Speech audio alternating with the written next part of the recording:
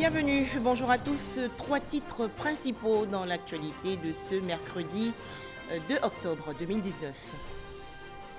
Une mission d'évaluation du Fonds monétaire international à Abidjan dans le cadre de la 5e revue du programme économique et financier triennal conclu avec la Côte d'Ivoire. Cette délégation a été reçue hier par le président de la République, Alassane Ouattara. Elle se dit satisfaite des perspectives économiques 2019-2020 du pays. 825 francs CFA, c'est le prix marchand du kilogramme de cacao pour la campagne 2019-2020 en Côte d'Ivoire, a noté une hausse de 10%. Ce prix a été rendu public hier en marge de la 6e journée nationale du cacao et du chocolat. Pour terminer, nous allons faire le point sur l'ouverture hier de la phase de généralisation de la couverture maladie universelle. Tout d'abord, le Conseil des ministres au palais présidentiel dans la commune du Plateau, réunion dirigée aujourd'hui par le président de la République, Alassane Ouattara. Nous allons donc revenir sur cette information dans nos prochaines éditions.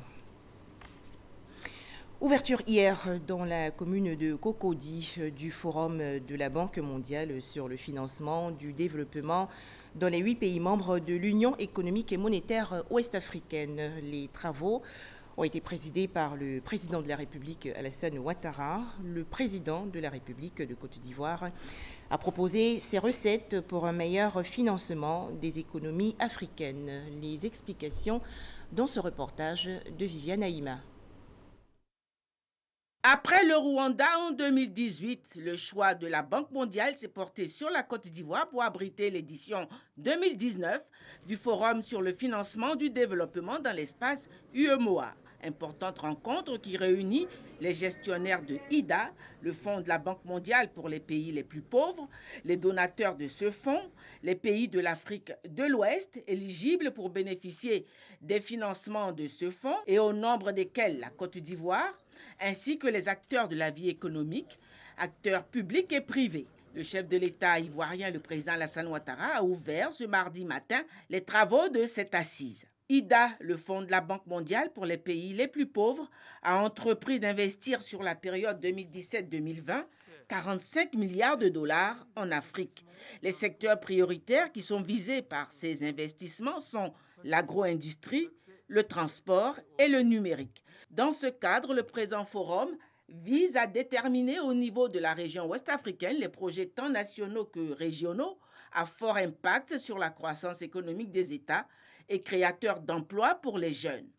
Invité à faire part de ces réflexions au forum, le président de la République, Alassane Ouattara, a plaidé pour un soutien encore plus important aux pays de la région ouest-africaine en raison du poids financier que fait peser aujourd'hui la lutte contre le terrorisme sur les budgets de ces États. L'ampleur de la menace terroriste en Afrique de l'Ouest est devenue une préoccupation majeure pour nos pays.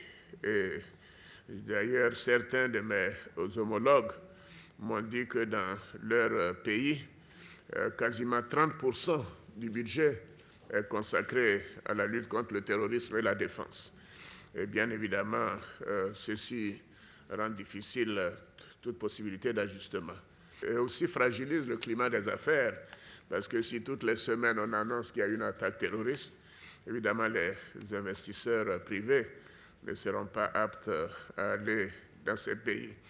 Et s'il n'y a pas d'investissement, bien évidemment, nous avons un handicap pour la création d'emplois. D'ailleurs, ces urgences nous ont conduits à tenir un sommet extraordinaire des chefs d'État et de gouvernement, la CEDEAO, sur le terrorisme, le 14 septembre dernier à Ouagadougou.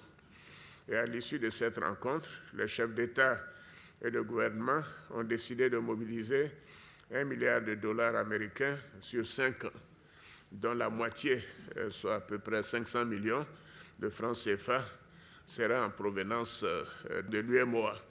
Donc nous devons entreprendre une campagne pour que ce milliard qui provient de nos pays soit multiplié par 2 ou par 3 avec la contribution des institutions comme la Banque mondiale, la Banque africaine de développement et d'autres fonds souverains. La réunion est prévue durer 2 jours. Je vous l'annonçais dans les titres, une mission du Fonds monétaire international a séjourné récemment en Côte d'Ivoire. Cette délégation du FMI a été reçue hier au palais présidentiel par le chef de l'État Alassane Ouattara. Les entretiens ont porté sur la 5e revue du programme économique et financier triennal soutenu bien entendu par le FMI. Les détails dans ce reportage de Viviane Haïma. Comment juger la gestion économique du gouvernement conduit par le Premier ministre Amadou Gon Coulibaly? Sa gestion est-elle mauvaise? La Côte d'Ivoire est-elle trop endettée?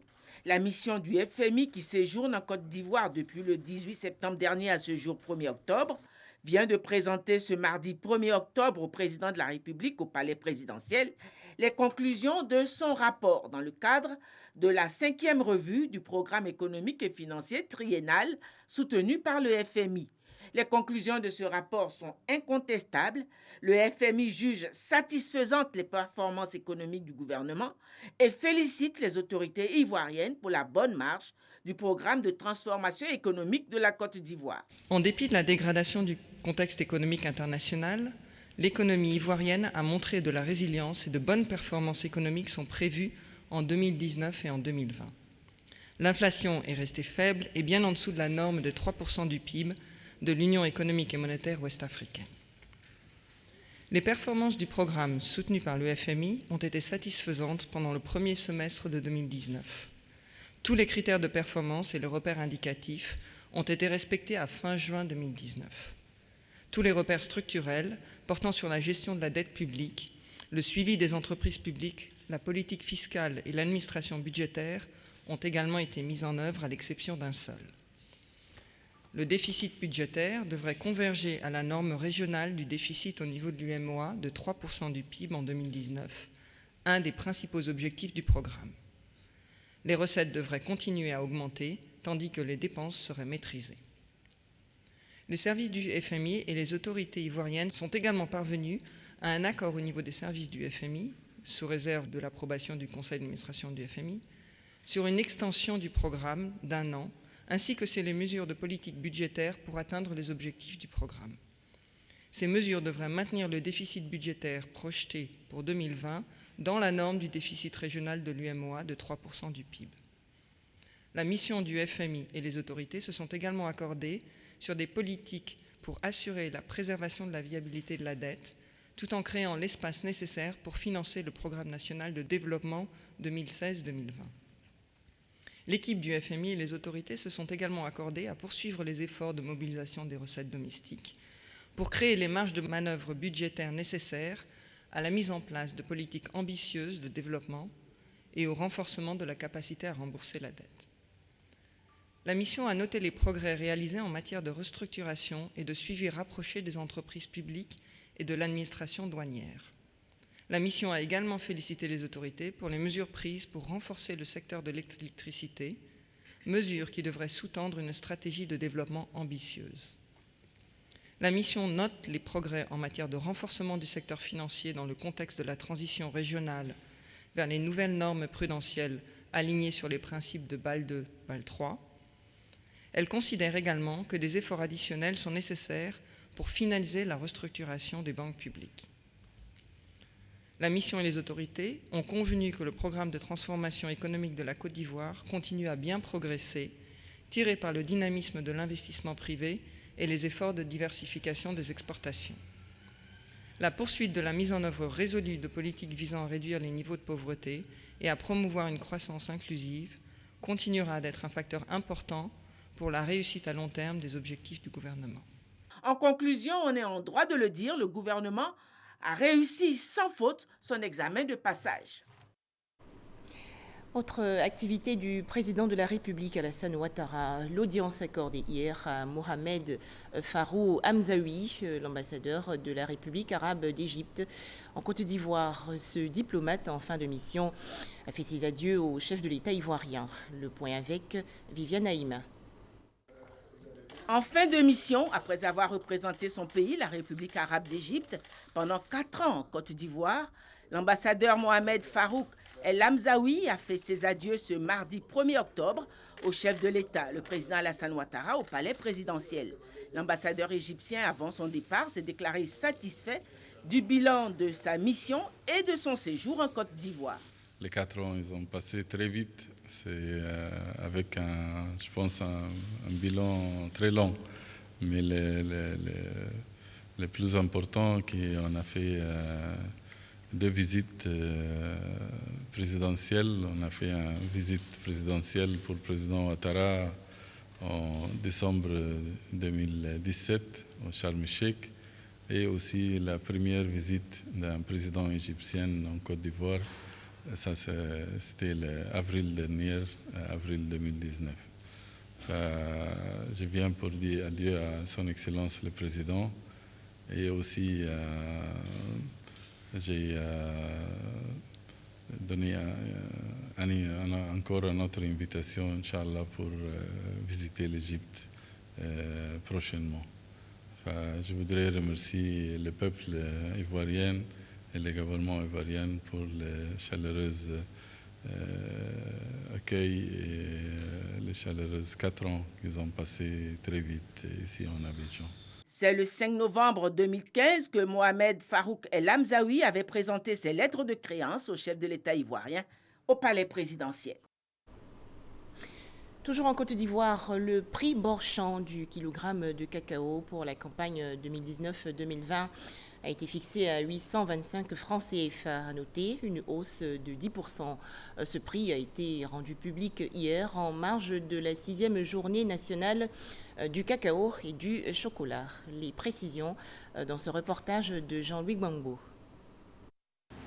J'annonce que le prix garanti aux producteurs sur toute l'étendue du territoire pour la campagne principale 2019-2020 est fixé à 825 francs CFA par kilo Borchamp.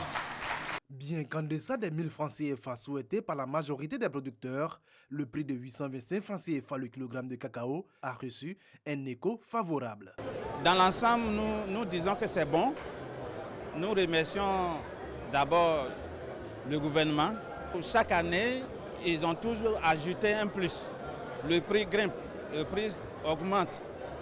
Même si nous avons voulu avoir plus que ça, l'État ne peut donner que ce qu'il y a. Et aujourd'hui, avec 825 francs, je pense que l'ensemble des producteurs qui étaient ici ont félicité le chef de l'État et c'est bon. Le prix de la campagne 2019-2020 est en hausse de 75 francs CFA par rapport à celui de l'exercice précédent. Un prix que les producteurs souhaitent voir respecté tout le temps que durera cette campagne. Le plus important dans la campagne cacao ou café, ce n'est pas le prix qui est plus élevé.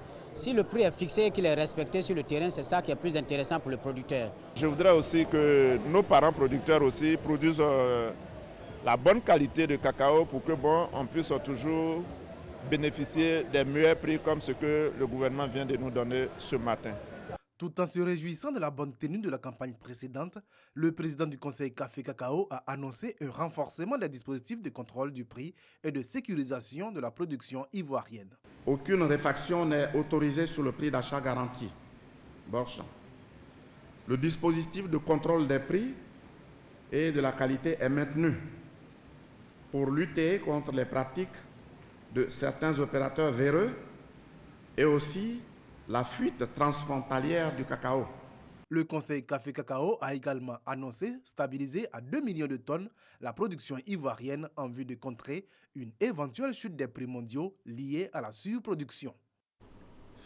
Santé avec l'ouverture officielle hier de la phase de généralisation de la couverture maladie universelle. Les ministres de l'Emploi, Pascal Abinan-Kouakou, et de la Santé, Eugène Akaouélé, ont visité plusieurs centres de santé du district d'Abidjan, notamment dans les communes de Cocody et du Plateau. Objectif, s'imprégner de l'efficacité du dispositif mis en place.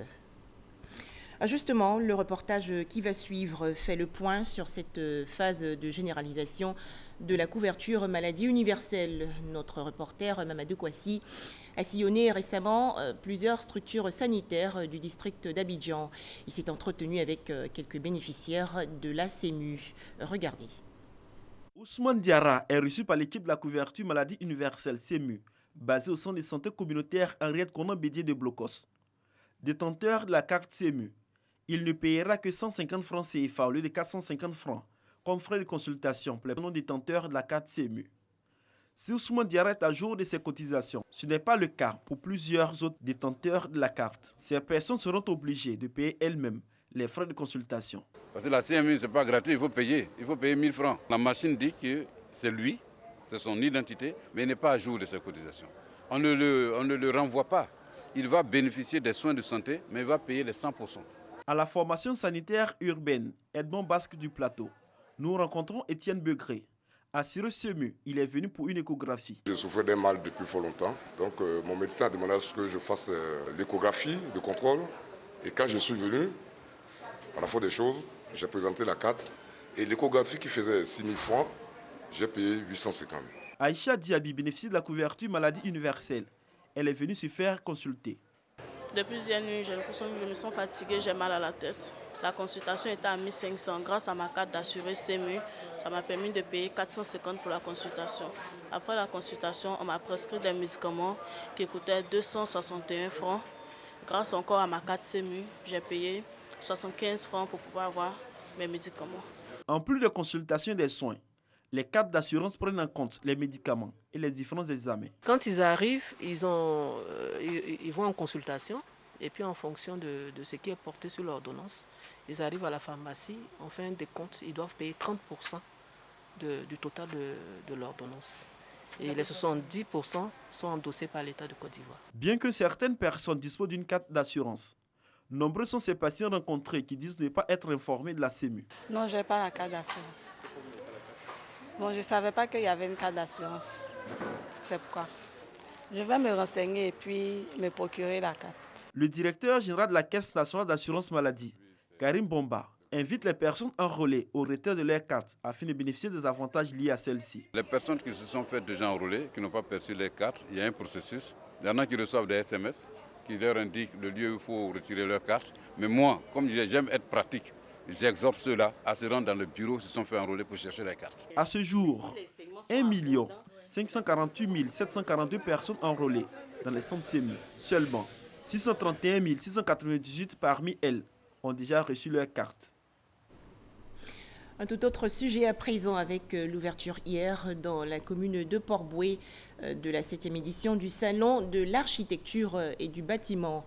Thème retenu pour Archibat 2019, l'habitat pour tous. Environ 300 exposants participent à cette rencontre présidée par Bruno Connet, le ministre en charge de la construction, du logement et de l'urbanisme. C'est un reportage de Francis Boiffaut.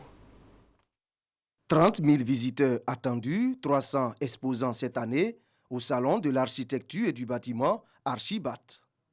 Stéphane Afro et Guillaume Koufi, tous deux chefs d'entreprise, sont sur le site, non loin de l'aéroport Félix-Houphouët-Boigny d'Abidjan, dans la commune de Port-Bouët, au regard des enjeux du salon. Qu'on puisse bien comprendre quelles sont les attentes du client, quelles sont les solutions que nos fournisseurs sont capables de nous apporter, quelles sont les solutions technologiques qui existent aujourd'hui, quels sont les grands mouvements de la législation, parce que c'est aussi un salon qui permet au secteur public et au secteur privé de se rencontrer. Sur un point qui est important, c'est celui du logement des Ivoiriens. Ce que je recherche, c'est des solutions innovantes en termes de climatisation, de performance énergétique. Archibat 2019, c'est également une opportunité pour les acteurs du secteur, du bâtiment et de l'architecture de proposer des solutions en vue de réduire le déficit du logement. Recommander en priorité les produits des entreprises locales qui ont pris le pari d'investir massivement et croire en la Côte d'Ivoire émergente. Cela permettra d'endiguer le flot massif des importations tous azimuts par un certain nombre de privés. Il nous appartient donc à tous d'entretenir et de développer cette chaîne d'union pour le bien des secteurs de l'architecture, de l'urbanisme et du BTP. Le ministre de la Construction, du Logement et de l'Urbanisme salue l'engagement des acteurs à accompagner l'État dans son vaste programme d'accès au logement. Pour lui, il faut relever des défis. Premièrement, sur la disponibilité du foncier. Nous menons un grand nombre d'actions à ce niveau-là. Deuxièmement, il faut travailler à adapter la fiscalité aux acteurs du secteur et à faire en sorte que cette fiscalité-là encourage la production de logements. En Côte d'Ivoire, beaucoup est fait à ce niveau. Le troisième facteur qui est extrêmement important, c'est celui du financement. Et à ce niveau-là, nous recherchons avec les acteurs des solutions. Ouvert mardi, le salon de l'architecture du bâtiment Archibat 2019 s'achève dans 5 jours. À noter qu'une rencontre tout aussi attractive s'est ouverte hier à Paris, en France. Il s'agit de Top Resa 2019, le plus grand des salons français du tourisme et des voyages. Plus de 34 000 professionnels, agents de voyage, représentants de compagnies aériennes et d'offices du tourisme participent à cette exposition. Retour en Côte d'Ivoire, les régions du Cavally et du Guémont dans l'ouest du pays vont accueillir du 3 au 5 octobre prochain le Premier ministre Amadou Gon Coulibaly. Et pour recevoir dignement son hôte, la ville de Toulepleu, dans le Cavally, se fait une beauté. On en parle avec Godefroy Okambawa. Une opération de coup de balai pour rendre propre les artères de la ville de Toulepleu. Cette localité située à l'ouest de la Côte d'Ivoire reçoit le 4 octobre prochain le Premier ministre Amadou Gon Coulibaly qui sera en tournée dans les régions du Cavally et du Guémont. Les populations de cette ville ont décidé de lui réserver un accueil digne de son rang en initiant cette opération de salubrité qui vise à assainir leur cadre de vie. Toulepleu a dit au Premier ministre que ici c'est chez toi.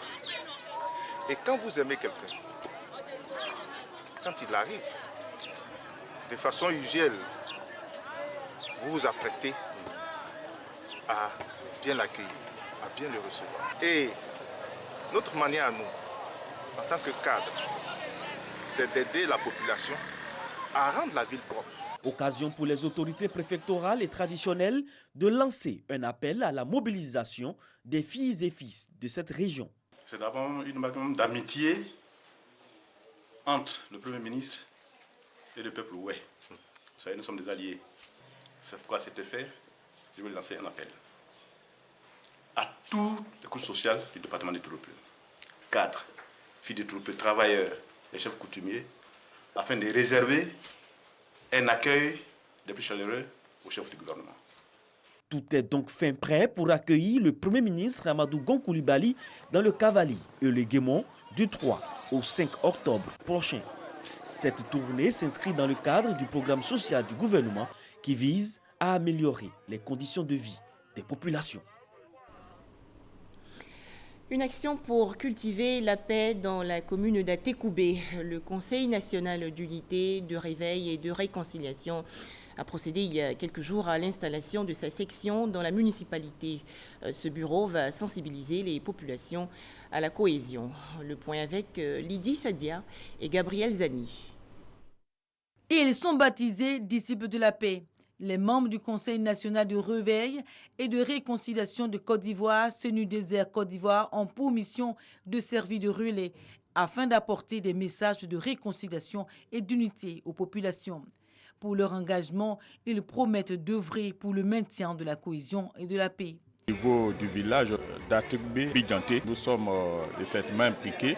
À chaque occasion ou bien périodiquement, nous invitons les chefs de communauté qui sont avec nous pour essayer de voir des éléments, en tout cas qui peuvent être des éléments conflictuels. Et à leur tour, ils vont véhiculer ce message à leurs différentes communautés. Les Ivoiriens doivent se réconcilier entre eux. On doit se pardonner surtout. On doit laisser tomber tout et puis vraiment aller de l'avant. Sans la paix, on est bloqué. Sans la paix, on ne peut rien faire. Le président du CNU Désert Côte d'Ivoire a présenté les enjeux de la mission. Nous voulons un travail de proximité. Il est bon de prêcher la paix, mais tant qu'on ne descend pas dans les quartiers, dans les bas quartiers, les plus bas quartiers, dans les maisons, dans les hameaux, nous pensons que cette paix-là ne peut pas être au maximum dans le cœur. Les autorités municipales lancent un appel à une grande implication et adhésion de la population à cette initiative. À la population, nous leur demandons de cultiver les préceptes qui ont été lancés à partir d'ici. Il faut que les gens cultivent la paix, il faut que les gens restent en paix. Et à travers Atécoubé, je pense que le Conseil national qui est créé et que les actions sont lancées à partir d'aujourd'hui vont faire tache d'huile dans ce pays parce qu'en Côte d'Ivoire, nous avons besoin de paix. La caravane de réconciliation initiée par le CNUDESER Côte d'Ivoire, qui débute ainsi avec l'installation des sections dans les communes du district d'Abidjan, va s'étendre à tout le pays. Un tout autre sujet à présent. Quelles mesures pour mettre fin à l'immigration irrégulière? Cette question était au centre d'un atelier dans la commune de Grand Bassam, dans le sud du pays. C'est une initiative de l'Organisation internationale pour la migration. Plusieurs experts ont donc proposé leurs recettes pour mieux lutter contre ce fléau. Les explications de Abdoulaye Koné. Pays d'accueil, de transit et de départ, la Côte d'Ivoire est aujourd'hui un lieu privilégié pour les différents réseaux de migration irrégulière. Sur le phénomène, l'Union européenne interpelle la jeunesse africaine. La Côte d'Ivoire, et je l'ai dit aujourd'hui et je le redis ici, c'est une terre d'opportunités. C'est un pays avec un potentiel d'investissement absolument extraordinaire, avec une jeunesse qui représente 70%. Et cette jeunesse, mais le gouvernement est en train de la mobiliser et nous, on soutient cet effort avec des formations professionnelles, avec des financements, avec des opportunités. En Côte d'Ivoire, entre 2017 et 2018, 250 000 migrants potentiels et leurs communautés ont été sensibilisés sur les risques et alternatives à la migration irrégulière. Et même si les résultats sont probants, l'OIM, accompagné des partenaires techniques et financiers, veut continuer la sensibilisation. L'atelier de ces 2 jours va vraiment être l'occasion de renforcer encore tous ces mécanismes au niveau local, de réfléchir sur le rôle des autorités locales et comment les appuyer dans leur rôle, sensibiliser, appuyer la réintégration, travailler sur les opportunités alternatives à la migration irrégulière. Sur le sujet, le gouvernement ivoirien appelle à renforcer le dispositif de lutte. La lutte contre l'immigration irrégulière ne saurait être l'apanage d'un seul ministère, aussi efficace soit-il. C'est une affaire qui concerne tout le gouvernement, c'est un sujet transversal et une affaire qui implique tous les Ivoiriens, mais aussi tous nos partenaires extérieurs qui nous accompagnent. Cet atelier devrait permettre de finaliser les projets de texte liés aux comités régionaux de lutte contre la migration irrégulière et leurs modalités de mise en œuvre. À présent, cet atelier sur les directives et actes de l'Union économique et monétaire ouest-africaine en faveur de l'intégration régionale et sous-régionale. Les travaux se sont déroulés à Yamoussoukro, dans la région centre du pays. Séance de formation à l'intention des médiateurs des 8 pays membres de l'UEMOA. Ils sont avec leurs collaborateurs, les médiateurs de Côte d'Ivoire, Bénin, Togo, Mali, Burkina Faso, Niger et Sénégal en 3 jours pour se familiariser avec les directives, règlements et décisions de l'Union économique et monétaire ouest-africaine. Un exercice pour harmoniser le droit de l'homme de l'ensemble des États membres. Ainsi, les médiateurs seront-ils capables de défendre les citoyens dans l'espace UEMOA? Accueillant ces travaux, le chef de l'institution ivoirienne s'en réjouit, y voyant comme le président de l'association des médiateurs de l'UEMOA des réponses aux défis de bonne gouvernance, de consolidation de la paix et de la cohésion sociale, des voies d'approfondissement de l'état de droit, de l'intégration sous-régionale et régionale. En tant que médiateurs, nous sommes là pour lutter contre la maladministration, contre les dysfonctionnements. Vous n'êtes pas sans savoir qu'il y a la libre circulation des personnes et des biens. Mais vous n'êtes pas sans savoir aussi que sur les corridors, sur les routes, il y a des primades, il y a des tracasseries, il y a même des extorsions de fonds, des traitements inhumains et dégradants. Alors que nous sommes dans le même espace, cela ne doit pas être. Des exigences face auxquelles les efforts déjà consentis par l'Union sont salués tout en sollicitant davantage. Il s'agit d'accroître la force de la médiation pour l'intégration effective des États et des peuples de l'UEMOA, ainsi qu'en a tracé les sillons, feu le président Félix Houphouët-Boigny, dont les médiateurs de la sous-région ont salué la mémoire à l'entame même de leurs travaux. Voilà, on faisait le point avec Léon Brou de RTI Boaké. L'actualité au Mali, d'intenses combats ont fait au moins 25 morts le 1er octobre et hier mardi 2 octobre 2019 parmi les soldats maliens qui luttent pour le contrôle de 2 camps militaires attaqués par les djihadistes dans le centre du pays. À noter que 15 combattants terroristes ont également été tués selon le gouvernement malien. En Tunisie, le candidat Nabil Karoui va rester en prison. En effet, à moins de 2 semaines du second tour de l'élection présidentielle, la Cour d'appel de Tunis a rejeté hier sa nouvelle demande de libération. L'homme d'affaires Nabil Karoui avait été placé en détention préventive le 23 août dernier pour blanchiment d'argent et évasion fiscale.